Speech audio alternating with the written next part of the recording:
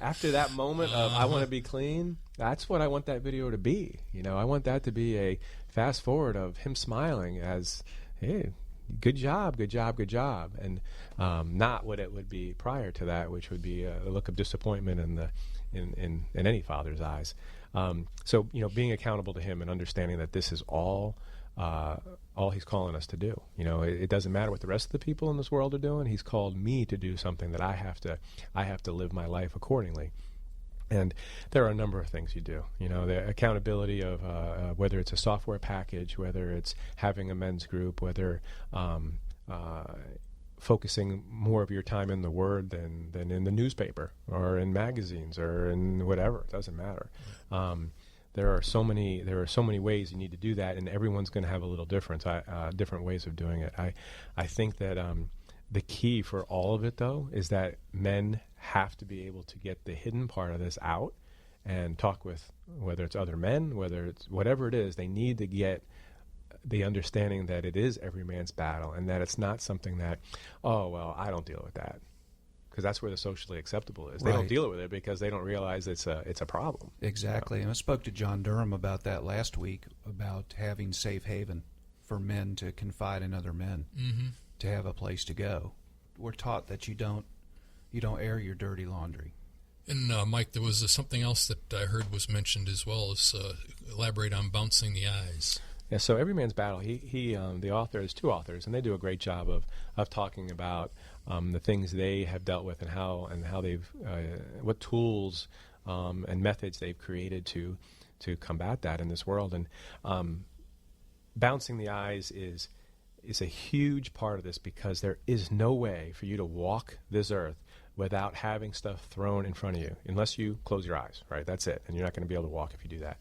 But you have to be able to look away, and that is called bouncing the eyes. I mean, if I have a split second of, that's not what I'm going to be looking at, and I bounce away in that split second and communicate with God from that moment on, going, oh, Lord, thank you again for giving me not only the speed to look away, but the desire to look away, the desire to please you, the desire to honor my wife. All your past thoughts are gone. You're already forgotten that you were even bouncing, and you're like, this is great, Lord, thank you. Thank you for what you've provided me and given me. And typically, if you can tie two becoming one in that, what you end up with towards your, in your prayer is, you've given me a gift.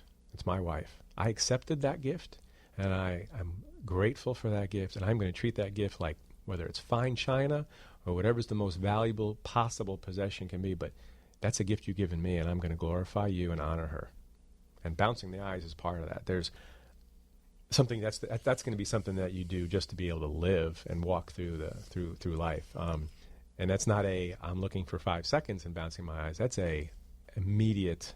There is no waiting time. There is no chance for any kind of look, whether it's a billboard, whether it's a newspaper ad, whether it's an internet ad. Doesn't matter.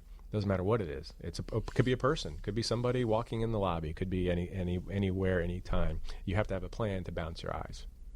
And you've been labeled yourself as kind of an extremist at this. With your past, you've had to really grab a hold of it, take an extreme course of action. But for the listener out there that's listening right now and saying, you know what, that's me, what would you suggest would be the next step to somebody that's listening out there, possibly not local to us where they can plug in, but what would you say would be the next step?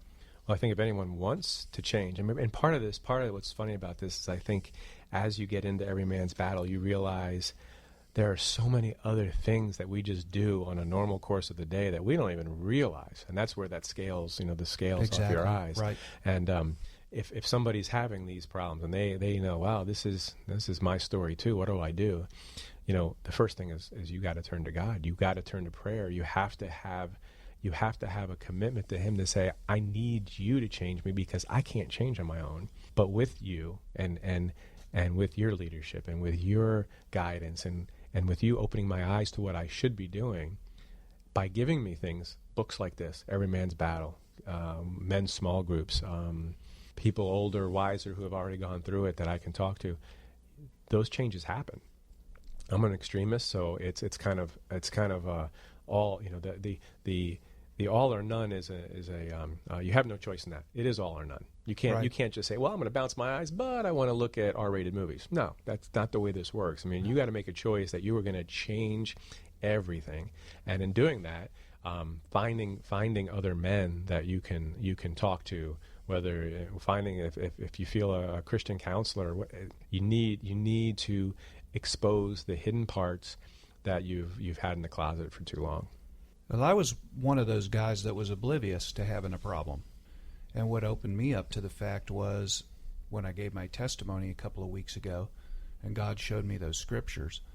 You know, you flip over to Mark and you read all those portions in red where he says, you know, ask anything in my name, just believe and you can receive it. And I would ask the Lord, what is the missing ingredient in my life? Why don't I see these things manifest? What is... I've given you everything. I feel like my heart is 100% dedicated to you. What is the missing ingredient? You know, not to make it sound like a puzzle or a pizza or anything like that.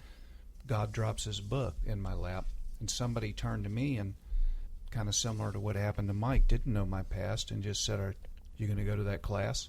Mm-hmm. He's good at doing that. And I went, well, I guess so. And I committed to go to the class, you know, and I'm glad that men are stepping forward and willing to educate.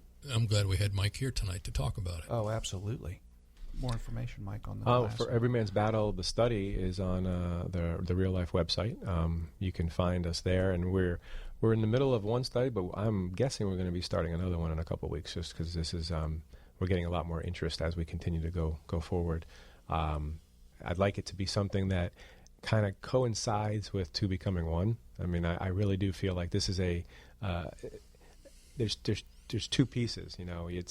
It's my battle, but it's also my marriage and what I'm going to do with it going forward. So I think if you can do Every Man's Battle and you can do Two Becoming One, you have just, wow, what a sword and a shield. Wow, exactly. Absolutely. Your wife is very much in the battle. That's right. Very much a That's part right. of that battle. She's definitely part of it. No doubt about you it. know, my wife gets the mail. I don't get the mail.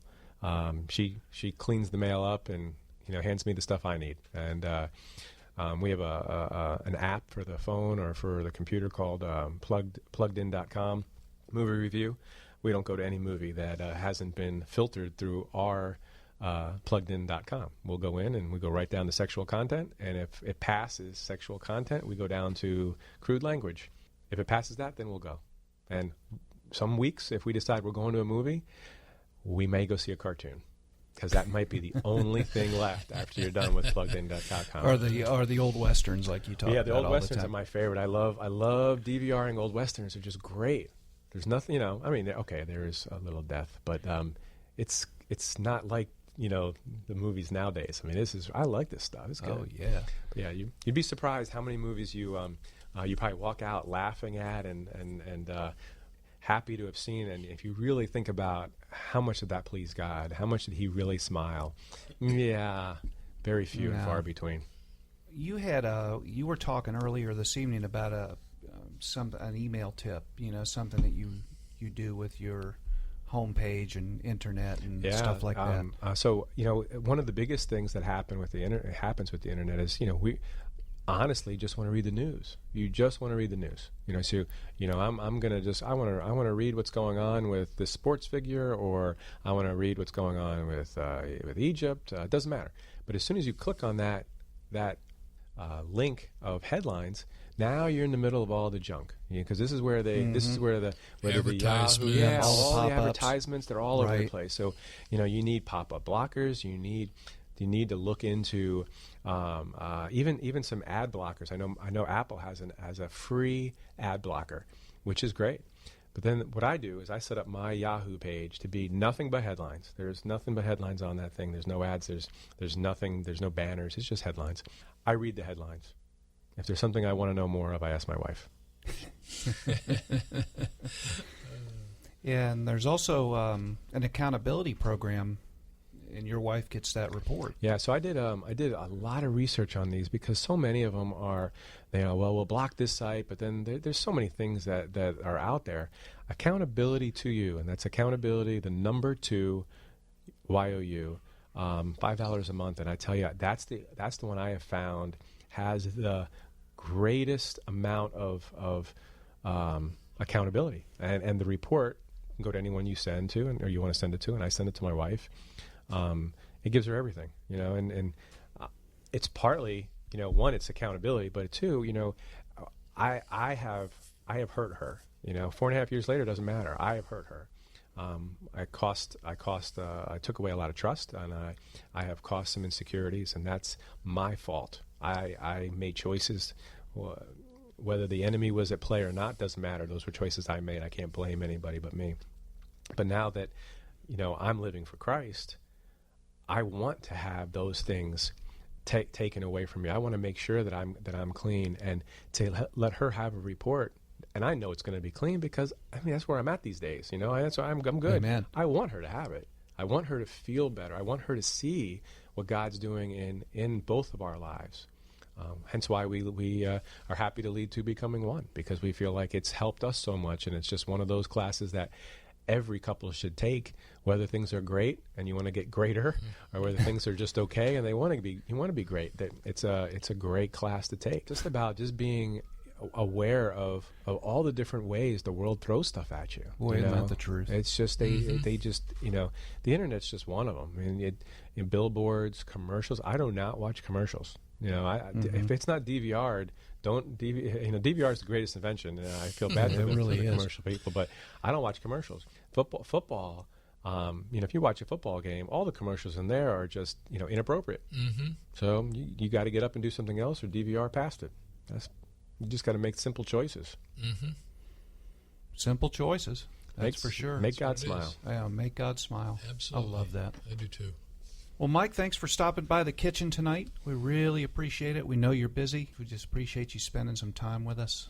Please come back anytime. Truly my pleasure, guys. I appreciate the I'm invite. sure there's a lot of people out there that will benefit from this. Absolutely. And if you have any questions you'd like to ask Mike, or any questions about this show, make sure you blog us or contact us on GodStoriesRadio.com, at GodStoriesRadio on Twitter, and Facebook.com. And then come to Real Men on Monday nights. Come to Real Men on Monday nights, because if you can't tell by this radio show, we're a little fired up about it, because we spend the first usually 5 or 10 minutes talking about it. So, and if anyone is out there and you hear any of our sessions and you have anything that you would like to comment on, either good or bad, we'd love to hear from it.